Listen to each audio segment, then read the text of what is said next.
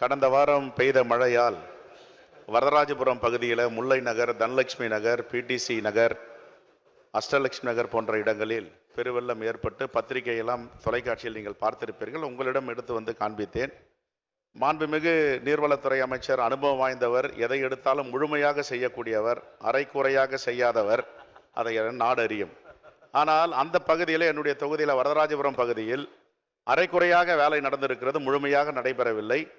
ஆனால் முன்பு ஒரு காலத்திலெல்லாம் மழை வந்தால், வெள்ளம் வந்தால் 10 நாட்கள் 20 நாட்கள் தண்ணி தேங்கி நிற்கும். உங்களுடைய முயற்சியால் இப்பொழுது ஒரு நாளில் வடிந்து விடுகிறது.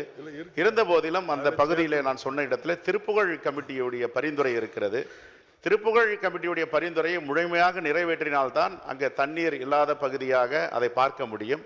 எல்லா இடத்திலும் ஏற்பது போல் நெருக்கடி எனக்கும் என்னுடைய தொகுதியில் இருக்கிறது. ஒரு உத்தரவாதம் கொடுத்திருக்கிறேன். வருகின்ற நிதிநிலை அறிக்கையில் எங்களுடைய மாண்புமிகு நீர்வளத்துறை அமைச்சர் இதை நிறைவேற்றவில்லை என்றால் திருப்புகழ் கமிட்டியை நான் சட்டமன்ற உறுப்பினராக தொடர்வது அது அவர் கையில் தான் இருக்கிறது என்றாகவே மாண்புமிகு நீர்வளத்துறை அமைச்சர் இதை நிறைவேற்றி தருமாறு அன்போடு கேட்டுக்கொள்கிறேன். மாண்புமிகு அமைச்சர் உறுப்பினர் நல்லா மாட்டிக்கிட்டார் எங்கிட்ட. நெக்ஸ்ட் முறை எம்எல்ஏ வரணும்னா என் கையில் இருக்கு. ஆக திருப்புகழ் கமிட்டி மட்டும் திருவாசக கமிட்டி கொடுத்தாலும் சரி, நீங்கள் சொன்னது எனக்கு தெரியும்.